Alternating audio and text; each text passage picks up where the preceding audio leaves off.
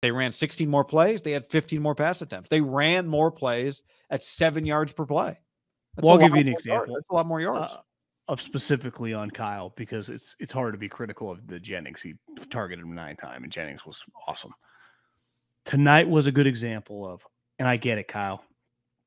You fucking love Christian McCaffrey. Newsflash. Everyone does. We all, hell, he's probably one of the more popular players in the country right now. If you just went to the average, 13-year-old that likes football, everyone likes Christian McCaffrey. Tonight felt like a game early on. It's like, hey, I don't know if the run game's really going to work. You just not having a problem? Purdy, slinging that thing around. A lot like the Vikings. Now, it's easier when you have a 15-year veteran or whatever. But still, wouldn't they have been better off instead of hammering McCaffrey, which was not working, and even, Troy hit? I think sometimes these coaches, well, they don't have a good run defense. Then they're holding him to 3 yards a carry, and Kyle's like, this is not going to hold. Well, it is holding tonight. So just instead of getting 15 carries, how about around the 7-8 carry? Go, you know what is working? Purdy. Slinging it all around the yard. Okay, we're missing Debo. Who cares? You got Ayuk, Kittle, Jawan. You got enough guys to throw. Christian can catch the ball. Why not? How many 30 pass attempts? Do you know what an Andy Reid team would have had tonight? With Purdy, 42. Let's be real. Tonight was, and I know the picks at the end, but getting to that spot, he should have had 8 more attempts. But Kyle, which is a positive on the macro, sometimes on the micro, pass the fucking rock. Pass the rock. You got one of the best running backs in recent memory. Okay, sometimes it just doesn't work. You can have fucking Barry Sanders. Sometimes you just got to scrap the run and pass, which you were doing with ease. They couldn't cover these guys. Ayuk was running all around. You think Kevin O'Connell was obsessed with running the ball? No, he's like, they can't cover my guys. What'd he do? And it's not like he was running out Randy Moss, Chris Carter, and Justin Jefferson. He just threw the ball. Yeah, and how about get McCaffrey the ball that way instead, right? You can still you saw what happened. And he did a couple times. Why times more. 2 out of the 3 plays on the 3-play scoring drive were Christian. Christian first down, Kittle, Christian touchdown. It was McCaffrey in space. They couldn't cover him. They could not cover him. It was automatic. I think it's uncomfortable. What's crazy is we've talked a lot about Kyle has opened his mind to getting more aggressive with the pass game relative to Jimmy, and it's true. But relative to the rest of the league, he's really not. Tonight was an easy opportunity to throw it 43 times and score that way. But he's just not inclined to do that. Yeah, I mean, he would tell you he's got some stat that says when he throws it 35 plus times, his team is, and he's bright, right? You think about the games that they've had to throw it a lot. There's not games they win. But those days are over, guy. I think you got to throw the Jimmy Garoppolo thing out the window. Yeah, but also, back to the point of McCaffrey, some pass attempts are rushing attempts. Go watch college football. You want to know why guys are 70% passers? Because they're throwing swing passes to running backs, check downs, screens, right? McCaffrey in space is the same thing as giving McCaffrey the ball. It's McCaffrey getting the ball around the line of scrimmage, except it actually isn't the same. It's very different. It's McCaffrey in space. Well, tonight's a good example of Brian Flores. 42 pass attempts doesn't mean 15 yards per attempt. No, I'm not talking routes to Ayuk. You could run some out routes to those guys. You could just some 5-yard pass attempts, right? Think about early on, you could tell, and I think you felt this the last 2 weeks, all week long. The defensive coordinator has looked at his defense and going under no circumstance, this guy going for 150 on us on the ground. All you guys downhill. Yeah. And you feel it. You're like, God, there's nowhere to go.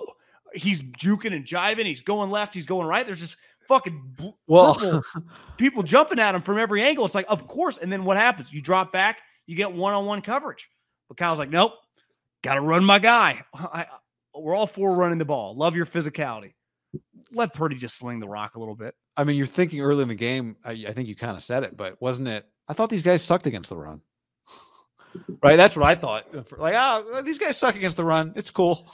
Well, this is the thing in the NFL, right? In college, it doesn't matter what you scheme if you don't have the Jimmies and the Joes. In the NFL, Maria's looking at me like, I thought this team was really bad. What's going on here? I'm like, yeah, it's the NFL. They got a bunch of rich guys. Harrison Smith's been to like 7 Pro Bowls. I mean, they got really good play. That guy catching all the passes, a first rounder. Hawkinson, they just extended. These aren't just a bunch of randoms. Kirk Cousins, you might want to Google how much money that guy's earning in the league. It's like $300 million. I mean, that team, all of a sudden, you kind of go and you're like, God, they're not as bad as you think. I know. And then, especially, here's the other thing. Brian Flores has made a lot of money coaching. So when he has a scheme that I'm not saying he just destroyed you, but it definitely neutralized you, you got to pivot. And that's one thing sometimes Kyle doesn't like pivoting off the run, right? You agree with that? Like, well, yeah, we're just going to run it. His fundamental philosophy is it will get better the more you do it, right? That's part of it, right? Is you got to commit to it, because it's like choosing to swing a log into a door to knock it down instead of using a chainsaw. He's like, well, the door's getting weaker. You just got to keep swinging that log. Well, you run out of time sometimes if you're swinging. You run out of time. Maybe your run game actually is not as good as that concept of breaking down the door, and you're not going to break the door as soon. That guy's going to be out the back alley and be gone by the time you break into the house to arrest him.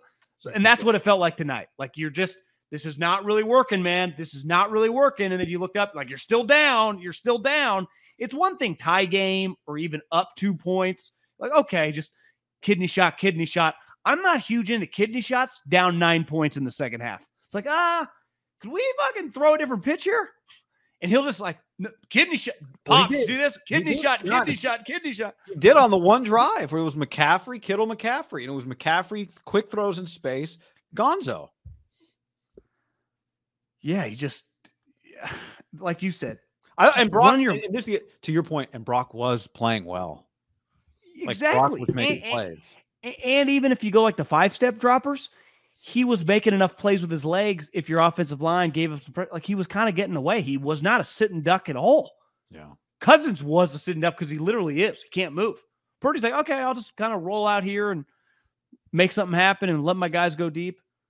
I thought Kyle, his defensive coordinator, got a lot to work out. Kyle's stubbornness sometimes with the run game, it's just a play here, a play there. Just a couple times tonight, shotgun, 4-5 wide, quick out, put McCaffrey in the slot, 6 yards. Just do a couple of that just to get a little momentum. I thought tonight was a reminder that this is a team built to play with a dominant defense, right? That's the way that you think of like how you're supposed to win. What's unique about them is their offense has so many skill guys. You shouldn't have to play that way. No. Coaching staff should be ashamed. Really should. I don't think anything changes for Brock in terms. Somebody asked, how do you think Kyle approaches Purdy this week? I even thought Kyle's answers at the end, watching his press conference, didn't seem to be that mad about Brock's throw at the end of the game or the first one, either pick.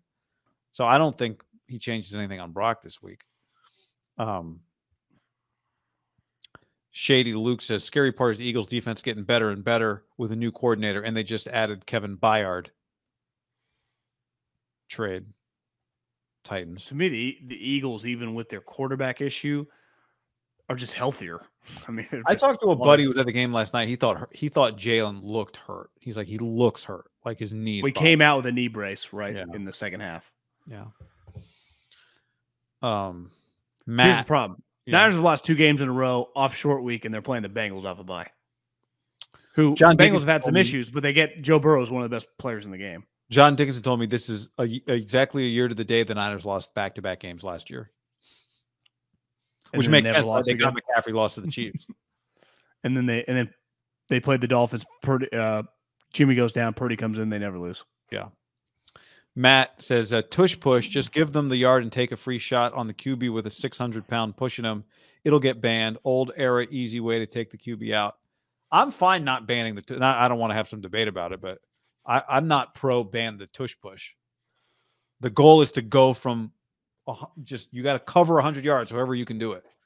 You want to do it rugby style? Do it rugby style. I don't care. Why do I care? You want to put your. I think I saw Fortenbaugh put on his Instagram or Twitter that he's like, in a day and age, I get angry when coaches go for 4th and 1 in the shotgun. That's what angers me. We're getting angry about a play that's working. Good take, Joe.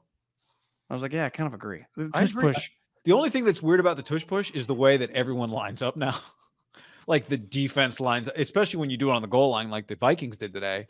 Niners didn't give a fuck about the snap count, right? And they I do think that illegal snap. I do think the Niners tush push. There could be a violent outcome on that play. Niners defense or offense? I could see Fred lining up 7 yards and just going full speed, but not going over, going straight. And they kind of like last second kind of spread, and he just comes at Kelsey. Yeah, I could see something happen. Someone eventually is going to get it. Someone eventually is not going to get up. Well, the play that Warner made on Cousins going over the top tonight was a pretty dangerous play for Cousins and for Warner, but for Cousins, Fred almost missed him. Almost beat it, like almost went over all the way. The other play I thought was interesting was, and I wonder if the Vikings are coached on this. The Niners got that delay a game when the Vikings jumped and hit the center. When they were like deep in Niners territory, and when it went to 0-0. Yeah, and he hit. And I wonder if they're coached. If you see 0, knowing that the refs are like, oh, we'll give him a beat before the snap, right? If you see 0, hit them, because then it forces them to call the delay a game, as opposed to it hit 0, the whole thing. Where like all the time you watch the NFL and somehow snaps are getting off. Why wouldn't every defensive lineman immediately go on 0? Yeah, it feels like they were coached to do it. Now maybe it depends. Like, is your play clock in the line of sight? But pretty smart play. It was. Yeah, right, usually it is right there. So I thought pretty smart play by Minnesota on that. Would it shock you if Flores got that from Bill? No. Yeah. I mean, they had a little bit tonight at points they had more urgency. Felt like they lacked a little urgency as a squad. The whole game or late, or what do you just early on, just a little lack of just urgency. I don't know. And something's about when they're not running the ball well, it just feels a little off because he'll keep slamming the run. It just feels like, God, there's just no ebb and flow to this, really. Yeah, I mean, there's been a tried and true thing with Kyle. When the run game doesn't work and he doesn't just free for all pass first, second, third down, it can feel a little clunky on offense. Yeah. Like Kevin O'Connell just said, fuck it, we'll just throw it every play. You know, it can feel clunky on offense, but again, like I thought they had.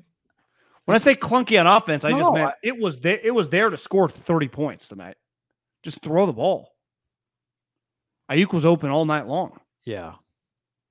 Hell, Jennings was open all night long. What I was going to say, though, is it felt like they moved the ball fine. You know?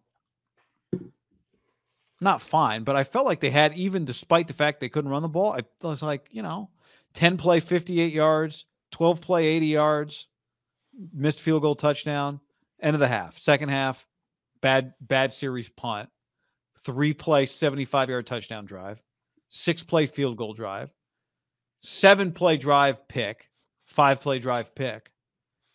Like, more rhythm in the second half. First half was pretty bad. That first half was bad.